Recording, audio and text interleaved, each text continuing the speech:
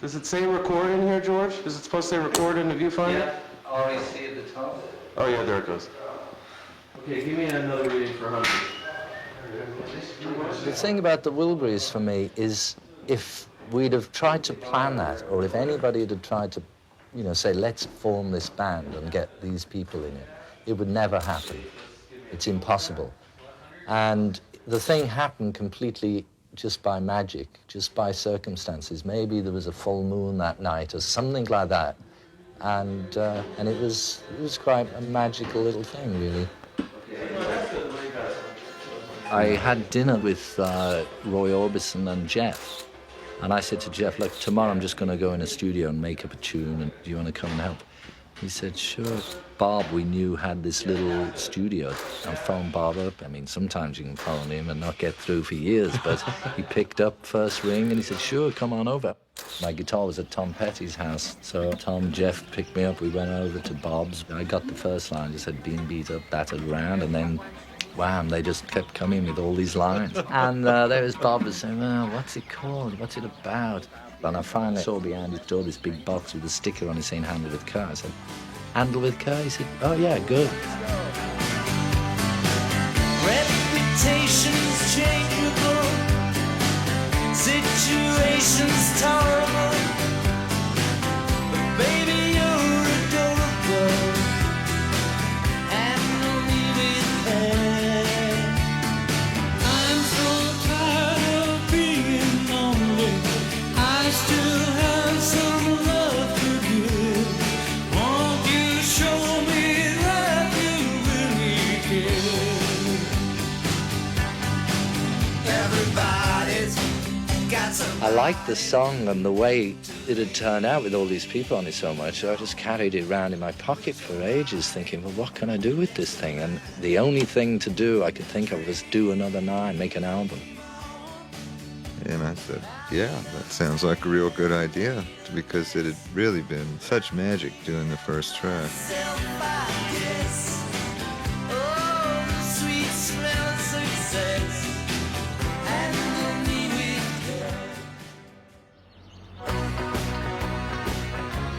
Bob had to go on the road end of May, so we just sort of said, okay, we'll meet on the 7th of May or something like that.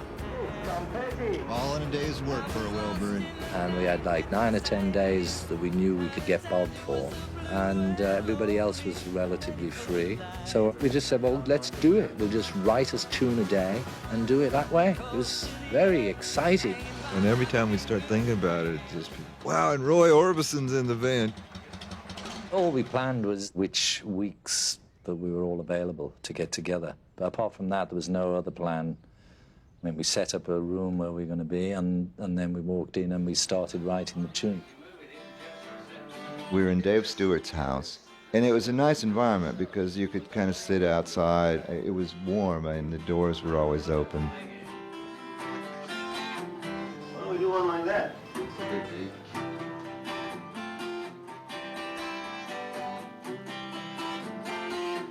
We had a little tiny studio, but it wasn't a studio, it was more like just a control room with a vocal booth, so we didn't have any space to play the guitars.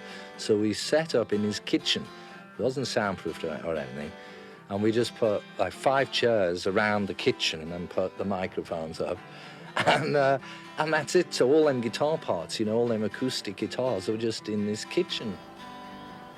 We did for music. That's what it was all about. There wasn't a lot of deciding of what to do. Not a lot of time spent planning out anything. So we just wrote the best songs that we could write and sang them as best we could. There at the bar, and I got out of the car. Oh, no, she was long and tall. Short and fat. She was dressed to kill. Yeah, that's good. Out to give me a thrill. She was over the hill. She was Over the hill. What's that? She was dressed to kill. She was over the hill.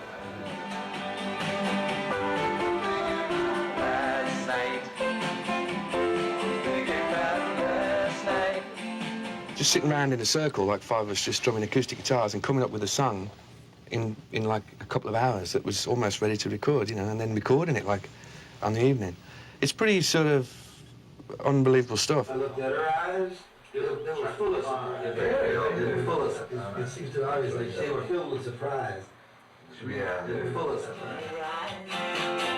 They were filled with surprise. Last night, thinking about last night, I asked her to marry me. She smiled and pulled out a knife. She said the party's just beginning. She said, "Oh shit."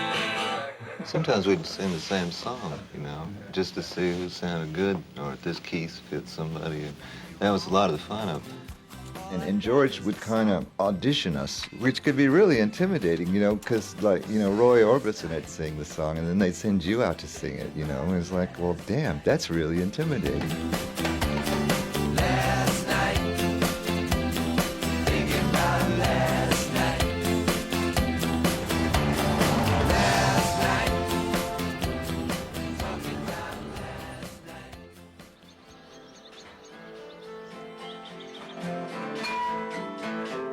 Tweet and the Monkey Man was like really Tom Petty and Bob.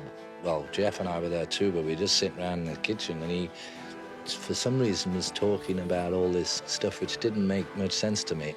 You know, it was that Americana kind of stuff. And we got a tape cassette and put it on, and then transcribed everything they were saying. It was just fantastic watching him do it, because he had like one take warming himself up. And on take two, he sang that Tweet and the Monkey Man right through. And then what he did was he changed some of the lyrics. Maybe in about 4 places, he changed a couple of lines and improved them and dropped those lines in, and that's it. Let's get them near the souvenir stand. An ambulance come rolling in, a state trooper close behind. Tweeter took his gun and tied him up and treated him unkind. Undercover cop was left tied up to a tree near the souvenir stand by the abandoned factory. How's that? Huh? Good? Yeah. I think it was good. Okay. The way he writes the words down, like very tiny, like a spider's written it. You know, you can't hardly read it. And that's the amazing thing. It's just unbelievable seeing how he did it. It was there by Norway prison where the fates were being cast. The undercover cop of course. I mean, that, for me, was just amazing watching it, because I had very little to do with writing that tune at all, except Jeff and I remembered a bit he did that he'd forgotten, which became that chorus. And the walls came down all the way to hell. Never saw them when they're standing, never saw them when they fell. Was that it? That was it? That was it, yeah. Okay. Okay. Really not, man.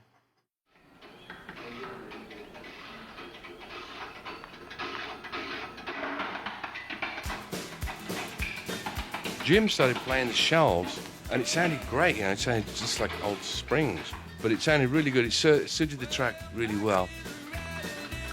There was nothing was off limits, you know, you could record where you like, so it was opportunity to get sounds that you would never have got before.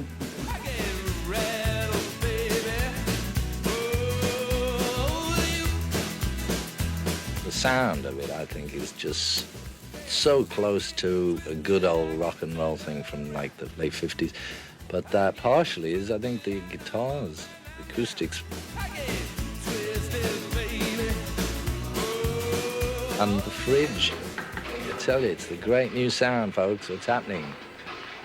You know, it had to be a bit rough, but that was the fun about it. It's like the most basic rock and roll sound. As you were doing it, you already felt like you were listening to the finished product, and it sounded great. Those were very happy moments, to be listening to a song knowing that you'd got it already, and all you could do was make it better.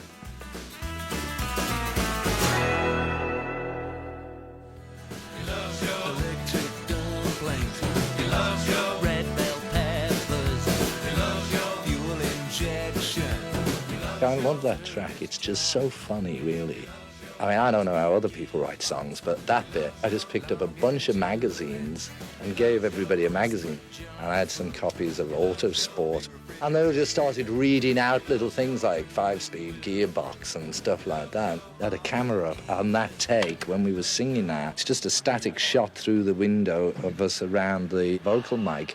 How do we do it? We just go around? I don't know. Yeah. Well, should we ever practice or something? Yeah, let's practice it once. Is that we singing it or just saying it or what? I think we're singing it. Or Let's play that then, let's see. Okay. We just wrote this random list and had it on the microphone, and then we just did the take.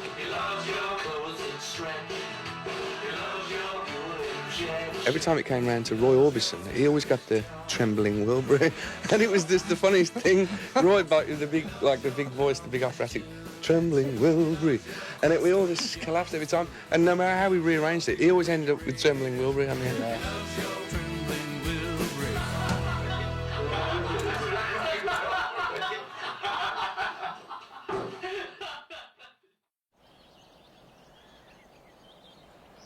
Morning, George.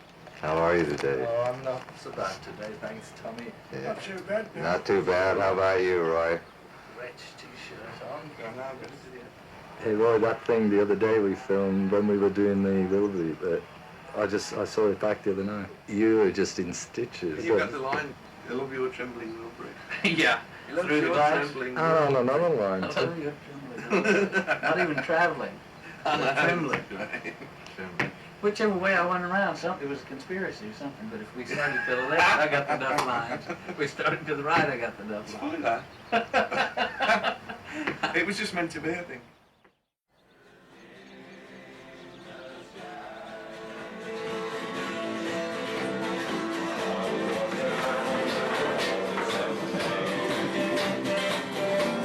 There was just a lot of music in the air and a lot of fun going around, a lot of parties, a lot of ukuleles till dawn.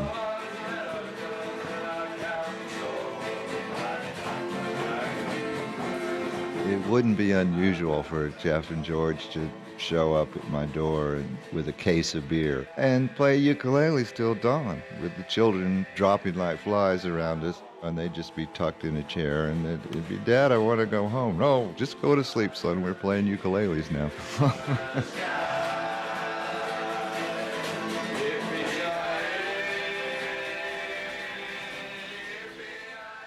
You know, what Jeff brings most to a session is his enthusiasm and spark. Some producers don't like to be there and treat it as work, and it's more like, ooh, Dad's here, you know, so that kind of stuff. With Jeff, it was more like, oh, great, well, let's try this. You know, officially, George and me are the producers. Yeah. But, you know, we all have lots of ideas for it. And at the end of the day, it's like, it is like a bunch of really fresh stuff, because when you're working on it, it's only like hours old, you know. It's not like you've had it there for months. You just do it, and it's really quick. The whole thing took 6 weeks from the first chord that we thought of to the finished mix of the last song. It was just a thrill, really, to write a song with Roy Orbison. It was an ambition that I'd always had, and it came true, which was great. If you're just sitting on the sofa working on a song and Roy's singing, even when he sang soft, there's such a tone, such a sound, you know, such a gift, really. We used to always tell him, Roy, you must be the best singer in the world. And he'd say, yeah. He has got like the best voice ever in pop music. So you can't get in the way of him either, you know, so it's a real tricky one. His voice is really big anyway, but obviously you don't want a weedy little backing, but it's really hard to make him fit in with his great big voice and still have some oomph behind it.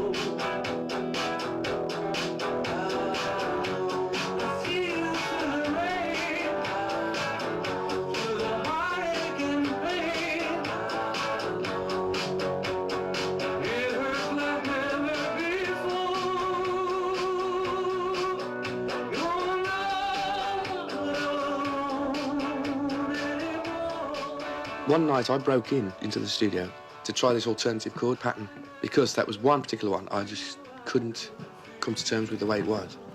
And I just did it as an alternative. I put this Telecaster on, playing these other chords, and pulled out all the other stuff. And everybody else arrived and heard it as this new thing with like the same tune but different chords. And they all loved it.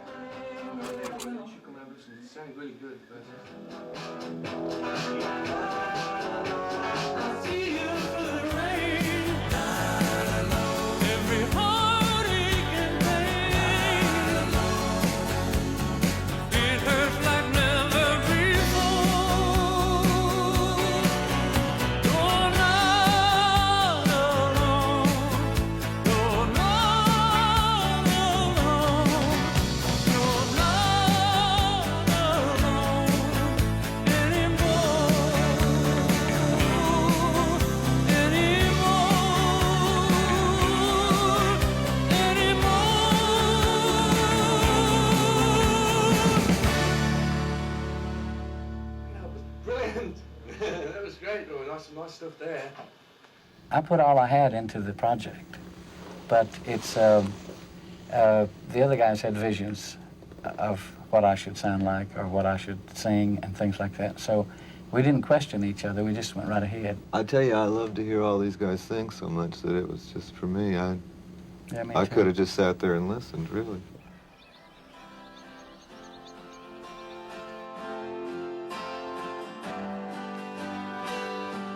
I think the tune on that one was, you know, we worked out the tune straight off, you know, together. But Bob basically had the idea for that. Congratulations. Congratulations for breaking my heart. Congratulations for tearing it all apart. The difference was the rest of us had more time, but Bob had to go on the road, and we knew he couldn't come over and do any more vocals again, so we had to get his vocals immediately. For leaving me in need. This morning I looked out my window and found a bluebird singing, but there was no one around. At night I lay alone in my bed with the image of you going around in my head.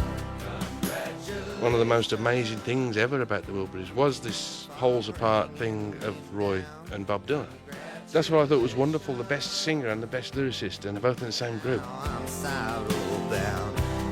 Congratulations, you got a good deal. Congratulations, how good you must feel.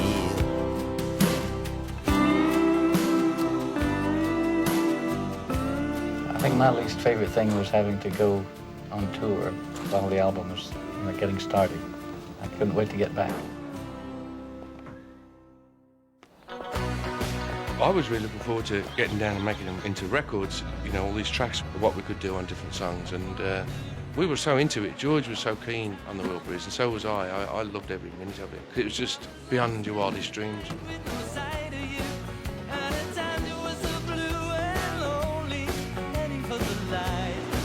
We had ideas for him, talking about it on the plane as we were flying over from LA to London, and took him back to England, to George's studio.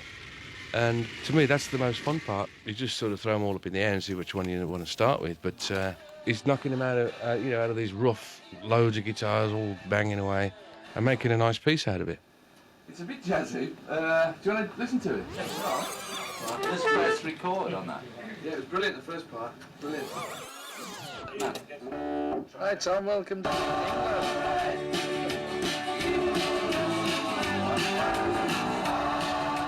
I think, well, George actually came up with the idea for it, like the main chord sequence, and we all contributed words to it. But George came up with the initial idea of it. And we tried to do something different and have like a nice film of just playing, you know, playing and all nice shots of guitars and heads and feet and stuff. You can sit around and wait for the phone to ring, waiting for someone to tell you everything. sit around and wonder what tomorrow will bring. Maybe a diamond ring. It worked. It's a really nice video. I'm really pleased with it because it's got a lot of quality photography. Well, you never got bored on one of those shoots because we'd hang out in dressing rooms or in a Winnebago or a trailer or whatever. And a lot of times the guitars would come out and be singing and laughing and jokes.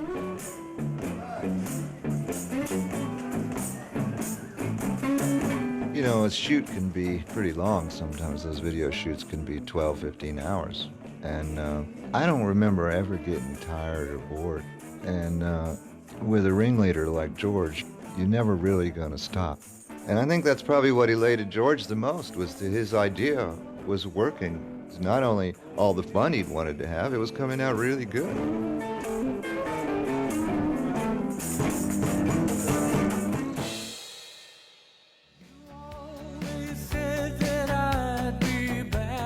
Roy went out on top, and I'm sure he knew that. The last conversation I had with him was a couple of days before he died on the phone, and he was just so thrilled that the Wilburys had gone platinum, and he was just, isn't it great? It's great. We all felt that Roy was a real special part of the group, and it was just our ace in the hole to have that voice come in. And he was so nice, you know, and it was so painful when he died. Roy would have liked us to have continued to do the end of the line. You know, it's a very optimistic song, and I mean, we love Roy. Life flows on within you and without you, and he's around, you know, in his astral body. He'll be cool. Well, it's all right, even when push comes to shove. Well, it's all right, if you got someone to love. Well, it's all right, everything will work out fine. Well, it's all right, we're going to the end of the line. The whole experience was just some of the best days of my life, really. She wrote a long letter And I think it probably was for us all. on a short piece of paper. The thing I guess would be hardest for people to understand is what good friends we were. It really had very little to do with combining a bunch of famous people. It was a bunch of friends that just happened to be really good at making music. Being beat up and battered around, being sent up and I've been shut down. You're the best thing that I've ever found. Handle me with care. None of this would have happened without him. It was George's band. It was always George's band. And it was a dream he'd had for a long time.